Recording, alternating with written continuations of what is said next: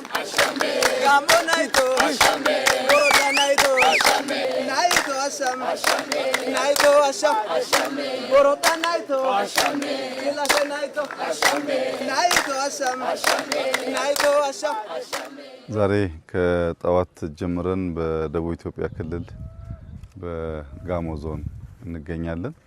ጠዋት ዛሬ ያየነው በጣም አስደሳቹ ስራ በምዕራብ አባያ ወረዳ የተጀመረው የገጠር ኮሪደር ስራ ነው። አምና ታስታውሱ እንደሆን ገጠር ኮሪደር በየቦታው እኛ ሞዴል ቤቶች እየሰራን ሰዎች ያንን ተከትለው እንዲሰሩ ኢንከሬጅ እናደርግ ነበር።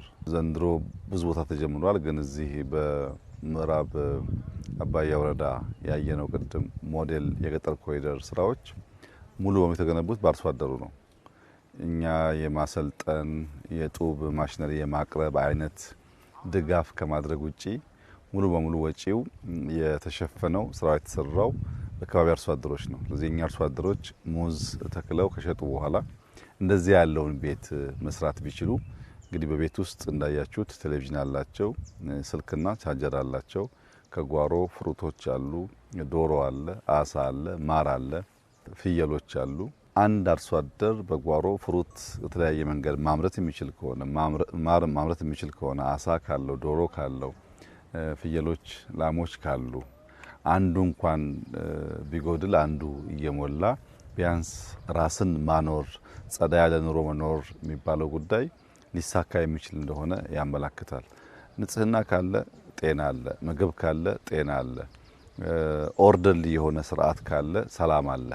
እነዚህ ጉዳዮች ከፍተኛ ግምት ሊሰጣቸው ይገባል። የዜጎቻችን ህይወት ይቀይራሉ፣ የአኗኗር ዘይቤያችን ያሻሽላሉ። ኢትዮጵያን ወደምናስበው ከፍታ ወደምናስበው መሻሻል የመውሰድ አቅም አላቸው። ሰው መብራት ሲያገኝ፣ ስልክ ሲያገኝ፣ መረጃ መስማት መለዋወጥ ሲችል፣ በጓሮ ምግብ ማምረት ሲችል ብዙ ጉዳዮች እየቀለሉ ስለሚሄዱ አርሶ አደሮቻችን በጣም መልካም ጅማሮ ጀምረዋል።